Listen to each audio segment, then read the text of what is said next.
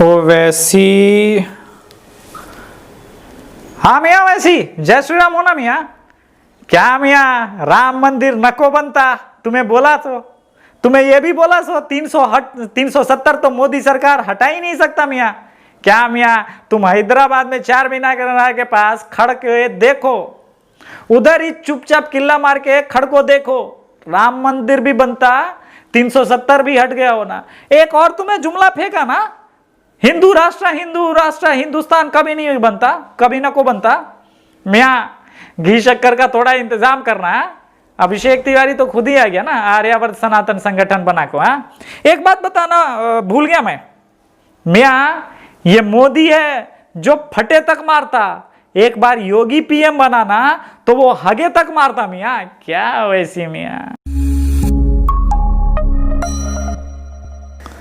नमस्कार दोस्तों, जय श्री राम। कुछ सपने ऐसे होते हैं जिसे जब आप आंखों के सामने पूरा होते हुए देखने लगते हैं ना, तो अपार हर्ष खुशी जो मिलती है उसका बयां आदमी शब्दों में नहीं कर पाता। जय श्री राम शब्द के साथ मैंने अपने हर वीडियो को शुरू किया और इस स्तर तक मैं आ पहुंचा हूं। लेकिन जब मैं जय श्री राम का नारा लगा के बोलता था तो मन में ये एक ही भावना होती थी, भगवान श्री राम मुझे जीते जी राम लला को टेंट से बाहर एक मंदिर में देखना है। यह सपना मैंने सोचा था, देखा था, सोचा नहीं था कि इतनी जल्दी मेरे भाग्य में होगा। 5 अगस्त को भूमि पूजन होने जा रहा है अयोध्या में, रामलला की भव्य मूर्ति और अब मंदिर भी बनेगा। लेकिन इस सपने को किसने किसने देखा? श्रद्धेय अशोक सिंघल जी ने भी साथ में देखा, बाला साहब ठाकरे जी ने देखा, आडवाणी जी ने देखा था या है, अब तो अभी है, अटल बिहारी वाजपेयी जी ने देखा होगा, साध्वी रिधम्बरा ने देखा था। तो एक लंबी लिस्ट है बलिदान देने के लिए। कोठारी बंधुओं ने भी देखा होगा, जिसपे मुलायम सिंह ने दनादन गोलियां चलवा दी। तो कांग्रेस एक स्लोगन देती थी बीजेपी को ताना देने के लिए कि रामलला हम आएंगे, मंदिर वहीं बनाएंगे, तारीख नहीं बताएंगे। अब तारीख बता दिया, प्रधानमंत्री नरेंद्र मोदी जी स्वयं जा रहे हैं, बिहार के चीफ मिनिस्टर माननीय नीतीश कुमार जी जा रहे हैं। तो सब तो ठीक होना चाहिए, फिर आराम से क्या वीडियो बनाने की मुझे क्या जरूरत पड़ गई। अच्छा, लिबरल मेल्टडाउन फिर से चालू है।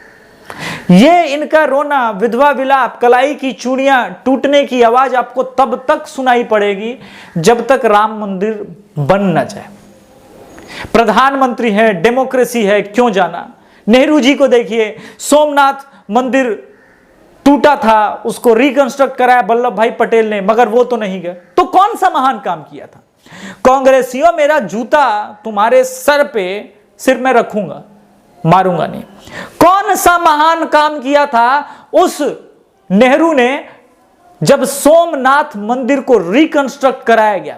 आजाद भारत में कहते हैं ना कि आपने इतने जख्म खाए हो, तो उस पे एक नेता है जो वल्लभ भाई पटेल आते हैं, लोगों से चंदा मांगते हैं और कंस्ट्रक्ट कराते हैं जब सोमनाथ मंदिर, उसमें भी उस प्रधानमंत्री की, इतना हिंदू विरोधी आदमी मैंने देखा नहीं था। उसे इस बात की लज्जा आई कि डेमोक्रेसी में जो सबसे ज्यादा वोटर हैं, उनके मंदिर को जिन लुटेरों ने तोड़ा, अलग हिंदुस्तान, पाकिस्तान, बांग्लादेश बना दिया, पूर्वी पाकिस्तान, पश्चिमी पाकिस्तान उस वक्त था, बना दिया, उस हिंदुओं के जख्म पे थोड़ा मरहम तो रखा जा सकता था। सोमनाथ मंदिर बन गया। इसीलिए मैं कहता हूं, प्रधानमंत्री नरेंद्र मोदी हिंदुओं की अंतिम आस हैं। तो मोदी निराश नहीं करते। मोदी जी को पता है कि इस राम मंदिर से संपूर्ण सनातन धर्म की आस्था जुड़ी हुई है। लिबरल मेल्टडाउन कर रहे हैं, रो रहे हैं, सेकुलरिज्म का नाटक कर रहे हैं। तो दोस्तों, सेकुलरिज्म के नाटक करने वाले इन लिबरलों से एक सवाल है। यह बंगाल के पाठ्य पुस्तक में बच्चों को पढ़ाया जा रहा है इतिहास के नाम पे कि भगवान श्री कृष्ण का नाम जो है री इनकारनेशन हुआ था अलाउद्दीन के रूप में। यह बंगाल की पाठ्य पुस्तक में बच्चे कम उम्र के पढ़ रहे हैं, क्या सीखेंगे? यह सेकुलरिज्म है तुम्हारा? महाराष्ट्र के किताब में पढ़ाया जा रहा है God is only one, prophet Mohammed तो भगवान श्री कृष्ण के गीता का सार भी पढ़ाना था, मगर ऐसा नहीं है। तो ये कौन सी सेकुलरिज्म है? प्रोफेट मोहम्मद के आप संदेश वगैरह पढ़ा रहे हैं, यीशु के पढ़ा रहे हैं, तो भाई गीता का भी संदेश पढ़ाना था ना। फिर ये तो सेकुलरिज्म नहीं हुआ ना। इसी वजह से मुझे याद आते हैं उत्तर प्रदेश के पूर्व मुख्यमंत्री कल्याण सिंह। इन्होंने जो राम मंदिर के लिए बलिदान दिया है ना, लोगों ने छल से, षड्यंत्र से, हर कुकृत्य से कोशिश की है मुख्यमंत्री जैसा पद पाने की। कल्याण सिंह जी ने मुख्यमंत्री पद को लात मार दिया प्रभु श्री राम के लिए। इसीलिए भूमि पूजन में उनका आना जरूरी है। लाल कृष्ण आडवाणी जी, माननीय लाल कृष्ण आडवाणी जी, चरण छूने का अवसर मुझे मिलना चाहिए आपका। आपका योगदान अगर भारत का सनातनी भूल जाएगा तो वो निश्चित रूप से आपके किए हुए एहसानों को भूल जाएगा, जो आपने भारतवर्ष पे किया है हिंदुओं के लिए। वो रथ यात्रा इतनी जरूरी थी, वो रथ यात्रा नहीं होता ना तो हिंदू आरक्षण के नाम पे, मंडल कमीशन के नाम पे जो जातियों में बट के एक दूसरे के खून का प्यासा हो गया था, वो उसी वक्त हार चुका था और ये देश उसी वक्त इस्लामिक हो जाता। या 10 साल लगते। लेकिन हिंदुओं को राम लला के नाम पे यूनाइट किया और राम मंदिर आज हम जब देख रहे हैं तो आडवाणी जी का योगदान भूलना नहीं चाहिए। इसीलिए मेरा व्यक्तिगत तौर पे मानना है, साधु संतों से निवेदन है, अगर हो सके तो भूमि पूजन में पहली ईंट नरेंद्र मोदी जी से मत रखवाइएगा। पहली ईंट रखने का अधिकार आडवाणी जी और कल्याण सिंह जैसे लोगों को। इन्होंने जो सनातन धर्म के लिए किया उसका मूल्य नहीं चुका पाओगे। इसीलिए मैं कहता हूं, जब ये तमाम विधर्मी एक तरफ से बीजेपी को गाली देते हैं, मैं खड़ा हो जाता हूं बीजेपी के समर्थन में, क्योंकि ये वो लोग हैं जो हो सकता है पूरी तरह से परफेक्ट नहीं हो। यहां परफेक्ट कोई भी नहीं है, राजनीति है, हो सकता है इसमें भी कुछ बुरे लोग हैं, लेकिन फिर भी हिंदुओं के लिए यही एकमात्र पार्टी है जो सही है, जो हिंदुओं का सोचती है, जो ये इस बात में विश्वास रखती है कि अगर डेमोक्रेसी में हिंदू मेजॉरिटी नहीं रहेगा तो सत्ता बदल जाएगी, और सत्ता एक बार मुसलमानों के हाथ में आ गई तो वही होगा जो ऑटोमन एम्पायर के नाम पे हर तरफ हो रहा है। मैं बार बार कहता हूं, सेकुलरिज्म नहीं है, पूरी दुनिया में मुसलमान कभी सेकुलर नहीं है।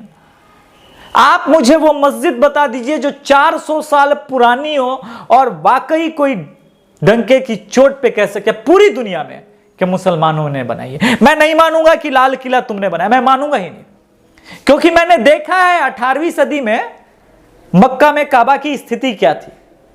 ये जो इस्तांबुल में तुमने तमाम चर्चों को आज मस्जिद बना दिया है, एक नहीं कई चर्च हैं जिनको मस्जिद बना दिया गया, तो तुम्हारा ये लॉजिक भी नहीं मानूंगा कि दूसरे की पूजा स्थल को तबाह करके, बर्बाद करके उस पे मस्जिद बनाना नापाक है, हराम है, पाप है, ये मैं नहीं मानूंगा। तुमने किया है। तुम राम मंदिर के बारे में हो सकता है नहीं मानोगे, काशी विश्वनाथ तो दिख रहा है, आंख के सामने है, मथुरा तो दिख रहा है, आंख के सामने है। तुमने छोड़ा वो मस्जिद, छोड़ी वो जमीन? नहीं छोड़ी ना, क्योंकि तुम लोगों का असली चेहरा यही है। और इसीलिए दोस्तों मैं कहता हूं, राम लला के मंदिर के कंस्ट्रक्शन पे आप, चूंकि कोरोना का टाइम है तो मिठाई नहीं बांट पाएंगे अभी भूमि पूजन पे, कंस्ट्रक्शन के टाइम पे अपने तमाम लिब्रांडुओं को मुंह में मिठाई जरूर ठूसिएगा। तो कांग्रेसियों, राम मंदिर के कंस्ट्रक्शन का डेट मैं फिर से बता दूं, रामलला हम आएंगे, मंदिर वहीं बनाएंगे, एलके आडवाणी जी भी जरूर वहां पे जाएंगे। तो डेट है 5 अगस्त। तो जलूल छे जलूल आ जाना, दलूल छे जलूल, रामलला के मंदिर के कंस्ट्रक्शन का भूमि पूजन है, जलूल छे जलूल आना। इस तरह से भारत को अब नई दिशा बीजेपी के शासनकाल में जब मिली है, इस देश के मेजॉरिटी अगर एक हो गए हिंदू और उन्होंने सेकुलरिज्म त्यागा, तो आप यकीन मानिए, मेरी बात लिख के नोट कर लीजिए, इस देश के एक एक नेता सेकुलरिज्म का झूठा चोला त्याग देंगे। वो लोग जो दिन भर मुंह में ठूस ठूस के खाना खाने के बाद रात को टोपी पहन के जालीदार इफ्तारी पार्टी देते थे ना रमजान में, वो नजर नहीं आएंगे। आप मेरी इस बात को लिख लीजिए, नोट कर लीजिए। इसीलिए दोस्तों सनातनी बनिए और अब सेकुलरिज्म त्यागिए, क्योंकि ये सेकुलरिज्म पूरे भारत पे बहुत भारी पड़ रहा है। एक डिबेट शो देख रहा था जिसमें एक सेकुलर कहा कि अगर मुसलमान मान ले मेजॉरिटी हो ही गया तो क्या हो जाएगा। मुझे समझ में नहीं आया उसमें पैनलिस्ट में किसी ने ये जवाब क्यों नहीं दिया। ये डेमोक्रेटिक देश है, डेमोक्रेसी में सत्ता उसके हाथ में रहती है जो मेजॉरिटी में होता है, और एक बार सत्ता मुसलमानों के हाथ में आ गई तो यह देश इस्लामिक देश होगा, सेकुलर नहीं होगा। मैं मानने को तैयार नहीं हूं कि यह देश सेकुलर रह जाएगा, क्योंकि बांग्लादेश और पाकिस्तान भी नहीं रहा ना, और जहां जहां इन्होंने सत्ता अपनाई और सत्ता हाथ में ली वो सेकुलर रहा नहीं ना। इसीलिए जब कोई उदाहरण नहीं है तो मैं क्यों मान लूं।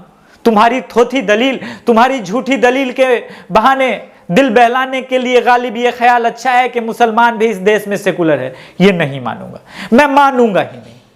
इस थ्योरी को मैं डिनाई करता हूं। और आप भी इस चीज को समझ लीजिए, चाहे आप दलित हो, ओबीसी हो, ईबीसी हो, सवर्ण हो, ये जो आपने गौरव और दंभ पाल रखा है ना, इसको दबाइए और हिंदू बनिए। जब आपका ये दंभ निकल जाएगा तभी ये राष्ट्र बचेगा। एक आर्यावर्त सनातन संगठन से जुड़ने के लिए मेरे भाई ने कल कमेंट किया कि भैया मैं यादव हूं इसलिए मुझे अभी तक संगठन में जगह नहीं मिली। क्या जैसे ही आपने सबमिट बटन डाला था और आधार कार्ड लिंक करके मेरे संगठन को ज्वाइन किया था, उसी वक्त आप संगठन के निर्णायक कार्यकर्ता बन चुके थे। आपको कार्यभार भी सौंपा जाएगा, मीटिंग भी जल्दी होगी, मगर कोरोना संकट की वजह से बहुत सारी चीजें मेरे पास सीमित है, संसाधन सीमित है, अर्थ नहीं है, लिक्विडिटी नहीं है। कहां जाएं? हिंदुओं को लिक्विडिटी की कमी होती है, और ये लिक्विडिटी जो यूट्यूब से आती है बस वही सनातन धर्म और सनातन संगठन पे खर्च कर सकता हूं। घर खर्च पे जो है खर्च नहीं कर पाता, उसके लिए कुछ और ही करना पड़ता है। तो दोस्तों समझिए मेरी भी समस्या। मैंने कभी भी किसी को दलित, ओबीसी, बीसी, यादव, कुर्मी, कोयरी, ब्राह्मण नहीं माना। मैंने खुद को कभी नहीं कहा कि मैं ब्राह्मण हूं। मैं सिर्फ सनातनी हूं और सनातन धर्म में मेरा अटल विश्वास है। जय श्री राम।